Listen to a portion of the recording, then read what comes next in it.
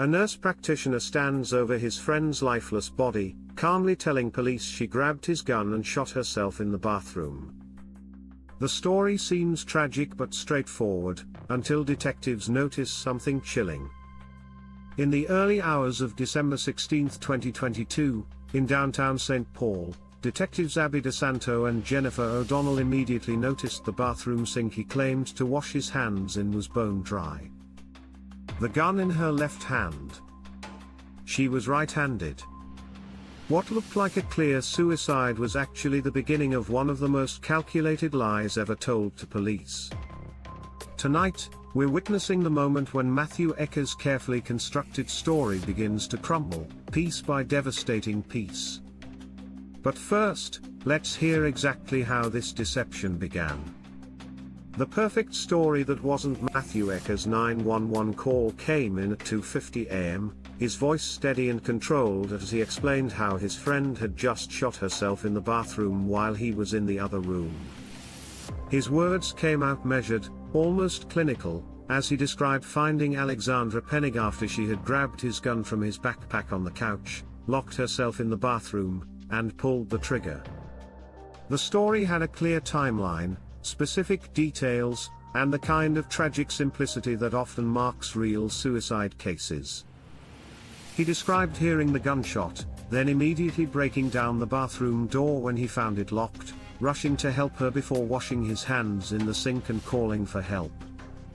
But when veteran homicide detectives Abby DeSanto, who has seen hundreds of suicides, and Jennifer O'Donnell arrived at the scene, something about this neat, tidy explanation struck them as wrong. These investigators had seen genuine trauma responses countless times, and they knew how people typically react to such discoveries. Most people who find such scenes are barely coherent, struggling to get their words out between sobs or shock. Ecker's account flowed too smoothly, his details too organized, his emotional responses too controlled for someone who'd just experienced such trauma. The detectives exchanged glances as Ecker repeated his story with identical details each time they asked him to walk through the events. In genuine trauma, people often remember new details or get confused about the sequence of events. Their stories change slightly as they process what happened. Ecker's account remained remarkably consistent, almost as if he'd told it many times before. What they were witnessing wasn't the natural confusion and grief that follows a suicide discovery. His story contained all the right emotional beats that should accompany such a traumatic discovery. He talked about his shock at finding her, his confusion about why she would do such a thing, and his desperate attempt to help her even though he knew it was too late. The narrative had the structure of genuine grief and the specific details that usually indicate truthfulness. Yet his calm precision suggested someone who'd anticipated having to explain these events to authorities. Here's where things get really interesting. While Ecker's story sounded plausible on the surface, experienced investigators know that the most convincing lies often contain just enough truth to seem believable. They also know that people who commit crimes often over-prepare their explanations, creating stories that are actually too perfect to be real. The detectives began to suspect they weren't dealing with a witness to suicide, but with someone who had carefully constructed a false narrative to cover up something much darker. The real proof that something was terribly wrong with Ecker's account wasn't going to come from his words, though. It was waiting for them in the physical evidence at the scene itself, where the smallest details would soon expose the truth behind his carefully constructed story. The bathroom that betrayed him. Detective DeSanto stepped into that bathroom and immediately spotted the detail that would unravel everything. The sink was bone dry. Not just mostly dry or slightly damp, completely dry. As she later noted, the sink was dry. If he washed his hands minutes earlier, it would still have been wet. Think about what this means for Ecker's story. He claimed he'd rushed to help Alexandra at breaking down the bathroom door, frantically trying to stop the bleeding and getting blood on his hands in the process. Then, according to his account, He washed his hands in this very sink before calling 911. This detail seemed natural enough. Most people would wash blood off their hands after such a traumatic discovery. But here's where things get really interesting. Not a single drop of water remained anywhere near the sink. The faucet handles showed no dampness. The basin itself had no water droplets clinging to its sides. There was no evidence anyone had used that sink recently, let alone just minutes before the police arrived. For a man who claimed to have frantically washed blood from his hands just moments earlier, this was impossible. The detectives understood that if Ecker had washed his hands when he claimed, there would still be obvious signs of that activity when investigators arrived. But what made this discovery even more damning was what else wasn't there. The detectives found no bloody handprints on the faucet handles, no diluted blood residue in the drain, no pinkish water stains that would indicate someone had washed blood off their hands. These traces would have been impossible to clean up completely in the chaos following a suicide discovery. Now, consider this alternative. If Ecker had really tried to help Alexandra, if he'd really gotten blood on his hands while attempting to save her life, that blood would have left evidence all over the sink area. The faucet handles would have shown bloody fingerprints. The drain would have contained traces of diluted blood. The sink itself would have been stained with the evidence of his desperate attempt to clean up. The detectives realized this wasn't just an oversight on Ecker's part, it was proof that his entire timeline was fabricated. He hadn't washed his hands in that sink because he'd never gotten blood on them in the first place. He'd never frantically tried to help Alexandra because she was already beyond help when he claimed to have found her. Even more telling, the blood on the doorknob had dried completely, reinforcing that nothing in the bathroom matched his timeline. Everything about the physical evidence suggested the events had happened much earlier than Ecker claimed, not in the frantic moments he described. The dry sink wasn't just contradicting one small detail of Ecker's story, it was exposing the fundamental lie at the heart of his entire narrative. It proved he hadn't done what he claimed, hadn't been where he said he was, and hadn't reacted the way someone would naturally react to such a discovery. But this was just the beginning of the physical evidence that would systematically destroy every aspect of his story.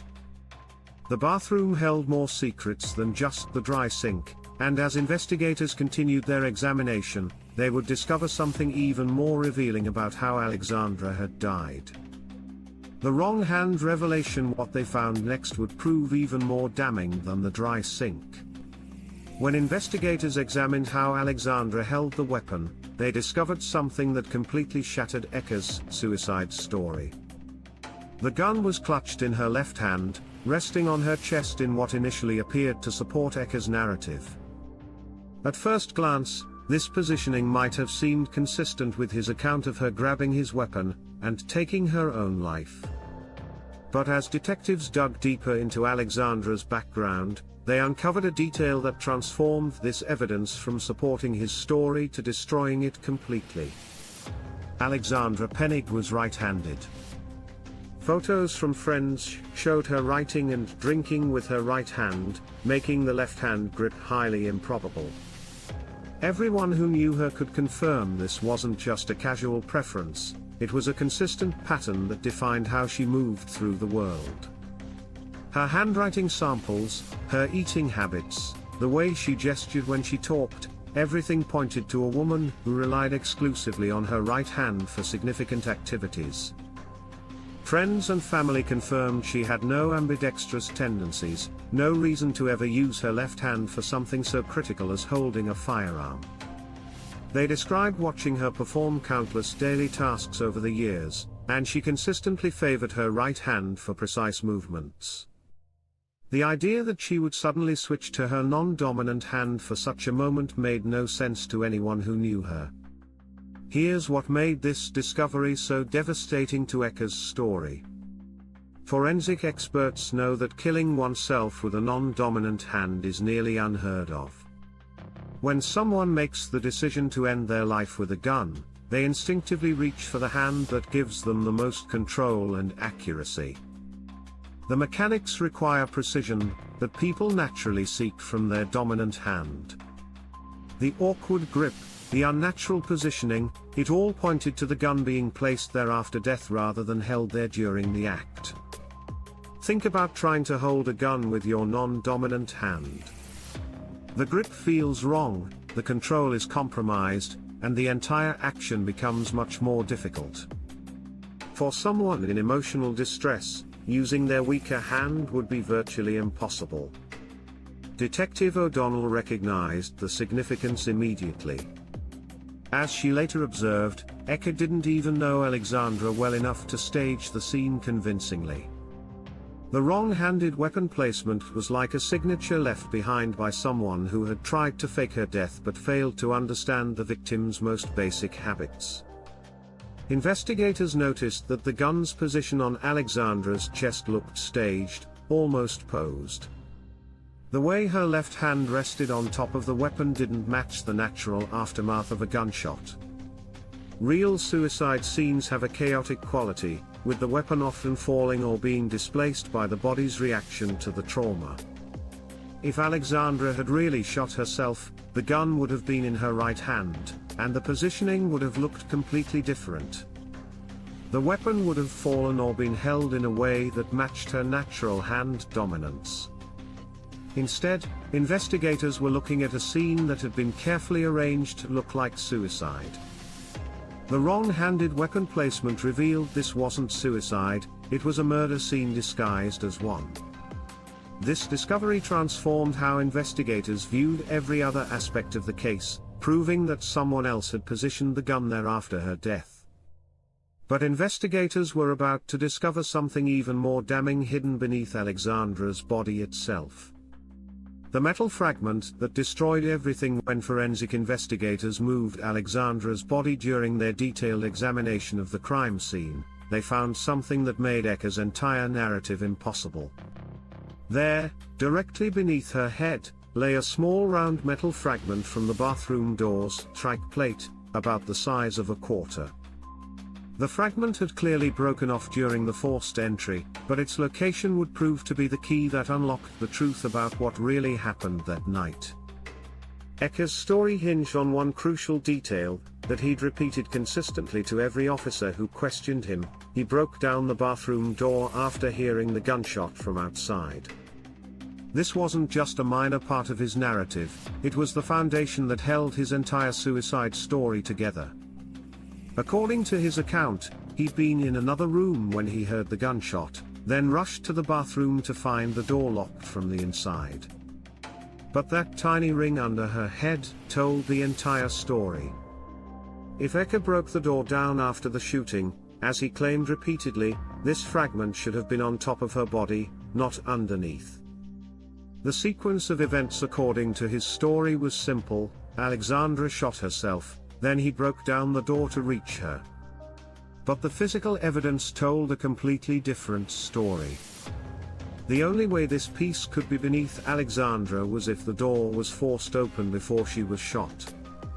The metal fragment's position suggested that an argument between Ecker and Alexandra had led her to lock herself in the bathroom for protection. The evidence indicated that Ecker then forced the door open, causing the metal piece to break off and fall to the floor. Only then, according to the physical evidence, was Alexandra shot, and her body landed on top of the fragment.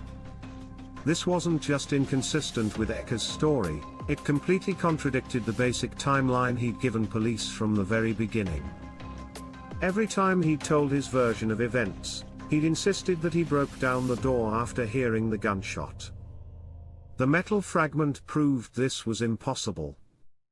Investigators realized they were looking at evidence of a struggle, not a suicide. The fragment told a story of someone trying to escape, of a door being forced open during a confrontation, of violence that happened before the fatal shot was fired. They weren't dealing with someone who'd found a friend's body after a tragic suicide. They were dealing with someone who'd killed that friend, then staged the scene to look like suicide, making critical errors in the process.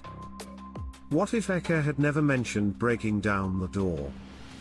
The fragment might have been overlooked or explained away. Instead, his insistence on this detail in his story created a trap that he couldn't escape. He'd given investigators a specific claim to test against physical evidence, and that evidence proved he was lying. The metal fragment proved the bathroom door was broken before the shooting, not after, meaning Ecker had lied about the entire sequence of events. This wasn't just a small inconsistency that could be explained away. It was concrete proof that his fundamental story was false and that he'd been present during a violent confrontation that ended with Alexandra's death.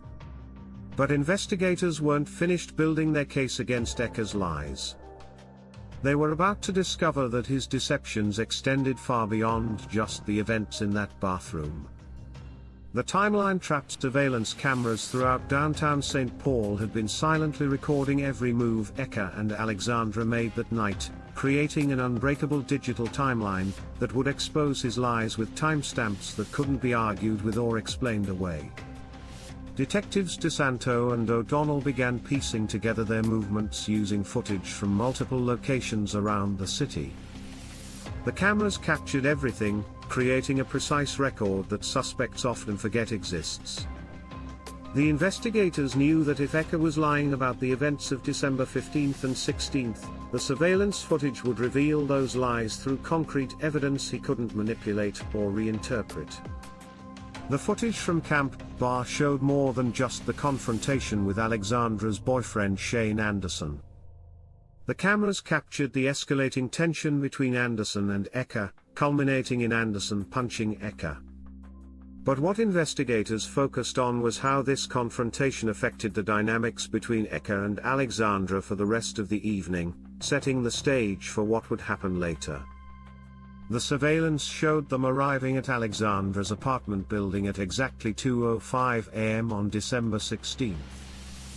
This timestamp marked the last time Alexandra was seen alive before entering her apartment. The video captured them entering the building together, but what happened next would prove even more revealing about the true nature of their relationship that night. At 2:24 a.m., the surveillance footage showed Ecker and Alexandra leaving the apartment building lobby. Ecker claimed he went to his car to retrieve his headphones while Alexandra waited in the vestibule. But the cameras captured something devastating to his narrative. Alexandra's body language during this brief departure showed clear impatience and visible frustration. She paced back and forth in the lobby, her movements sharp and agitated, contradicting his claims that everything was fine between them. The footage then showed Ecker returning to the lobby at 2:30 a.m., rejoining Alexandra for what would be their final moments together. This timestamp became critical evidence, marking the last time the two were seen together before Alexandra's death at 2:50 a.m. when Ecker made his 911 call.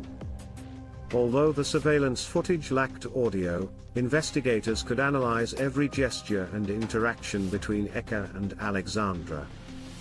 Alexandra's family and friends, upon viewing the footage, immediately noted her demeanor, describing her as appearing angry and frustrated. This observation directly contradicted Ecker's claims that everything was fine between them, suggesting a significant argument or conflict before her death. The timeline revealed escalating tension throughout their final hours together, not the calm evening Ecker had described to police.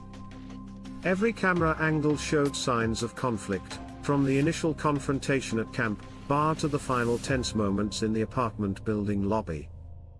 The cameras caught Alexandra slamming through the door with tension visible on her face, nothing like the calm evening Ecker described. The surveillance footage created an unshakable timeline that exposed multiple lies in Ecker's account. He claimed that he and Alexandra had no arguments, that everything was fine between them. However, the footage revealed a pattern of escalating tension and conflict throughout their final evening together. The cameras had captured the truth while Ecker was busy constructing his lies, creating evidence that would be impossible to explain away. With this overwhelming evidence in hand, Detectives were ready to confront Ecker directly and watch his carefully constructed story fall apart under professional questioning. The interrogation breakdown. In the interrogation room, detectives Abby DeSanto and Jennifer O'Donnell began systematically dismantling Ecker's story piece by piece. These weren't rookie investigators throwing around wild accusations. They were seasoned professionals who understood that the key to breaking a suspect lies in patience, precision, and the strategic use of evidence. They started with the inconsistencies that had caught their attention from the very beginning. The dry sink, the wrong hand placement of the gun, the metal fragment found under Alexandra's body. Each piece of evidence became a weapon in their arsenal. The detectives watched Ecker's confidence slowly erode as they presented each contradiction, observing how his initial composure began to crack under the pressure of facts that couldn't be explained away. Detective DeSanto directly confronted Ecker with the mounting evidence, stating, "Right now all this evidence does not add up." The moment those words left her mouth, Ecker's entire demeanor shifted. His shoulders tensed, his hands began moving restlessly on the table, and his previously steady eye contact became sporadic and evasive. The calm, controlled facade he'd maintained since first speaking to police started to crumble in real time. The detectives' use of the dry sink as key evidence showed their methodical approach. Detective DeSanto pointed directly to the sink faucet and confronted him. "There should be blood on that," referring to the sink handle. When Ecker responded with confusion, "There's no blood on the handle of the sink." DeSanto confirmed, "And there's nothing in the sink."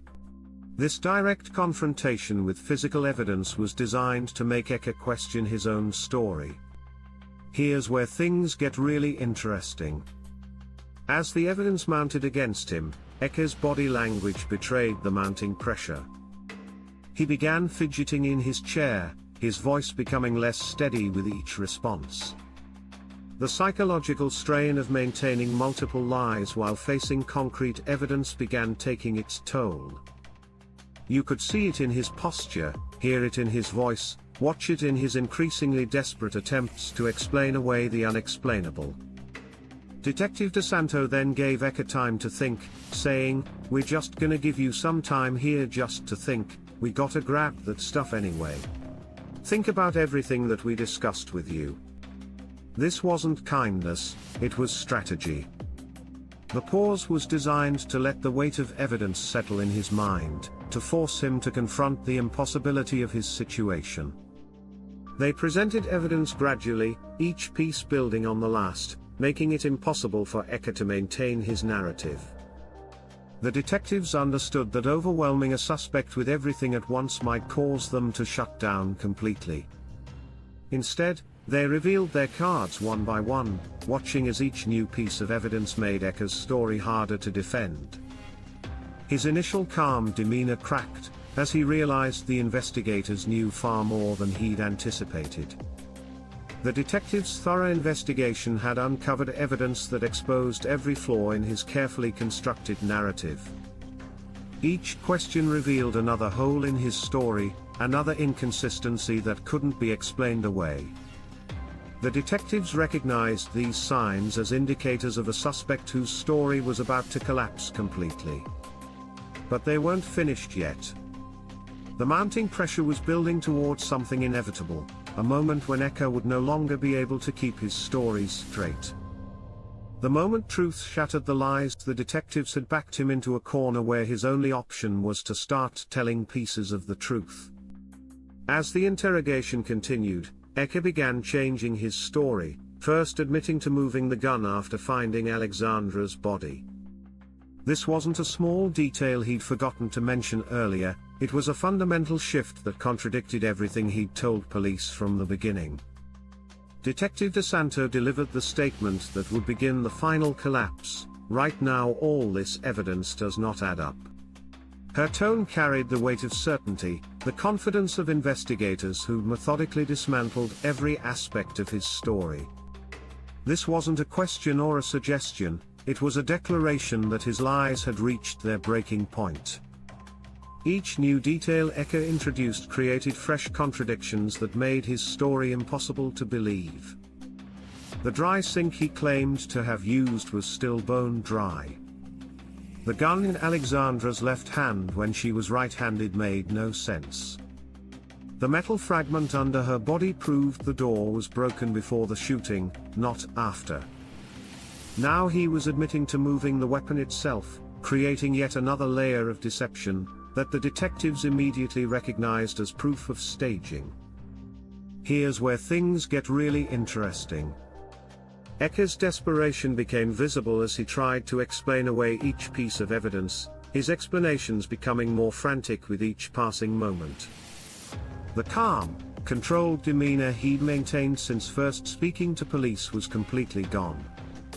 His voice grew more strained, his movements more agitated, his answers more scattered as he struggled to maintain any version of his story. The detectives watched as he shifted from confident witness to confused suspect to desperate man caught in his own web of lies. This transformation revealed itself through his body language, his voice, and his increasingly contradictory statements. They recognized the signs of someone whose carefully constructed narrative was about to shatter completely. Could it be possible that his own words would become the weapon that destroyed him? Ecker's exact admission would prove to be his undoing. "I did take the gun and I put it in my suitcase," he told the detectives. But his story didn't end there. He continued, explaining that he then went back and put it back there. Detective O'Donnell later reflected on this moment, that was the moment we knew he staged it. His admission wasn't just another inconsistency, it was a confession to manipulating the crime scene, to creating the very evidence that police had found when they arrived. By placing the weapon in her left hand, Ecker had unknowingly created the evidence that would convict him. The wrong-handed placement that had puzzled investigators from the beginning now made perfect sense. He'd positioned the gun without understanding Alexandra's hand dominance, creating proof of his deception rather than evidence of suicide.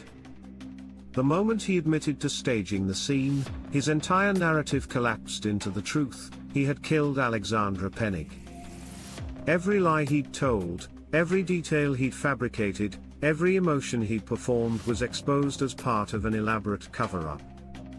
The detectives had successfully pressured him into confessing to the one act that proved his guilt beyond any doubt. When Ecker admitted to moving the gun and placing it in Alexandra's hand, he confessed to staging a murder scene, the lie that finally broke him. This admission transformed him from a witness to a suspect to a confessed killer who tried to cover up his crime. The investigation was complete, and justice would soon follow. Matthew Ecker's legal battle reached its final chapter in February 2024, when a Ramsey County jury found him guilty of second-degree murder after 9 hours of deliberation. On April 3, 2024, he received a 30-year prison sentence, making him eligible for supervised release as early as February 2044. Ecker appealed the conviction, but the Minnesota Court of Appeals upheld the verdict in April 2025, confirming the thoroughness of the original investigation and trial. Alexandra's mother, Mary Jo Pennig, called the verdict a relief, finally bringing some measure of closure to a family devastated by loss and deception. Matthew Ecker's conviction proved that even the most carefully planned deception can't survive the scrutiny of determined investigators and physical evidence. Which detail from this case surprised you most? Share your thoughts in the comments below, and subscribe for more deep dive analyses of cases where the truth refuses to stay buried.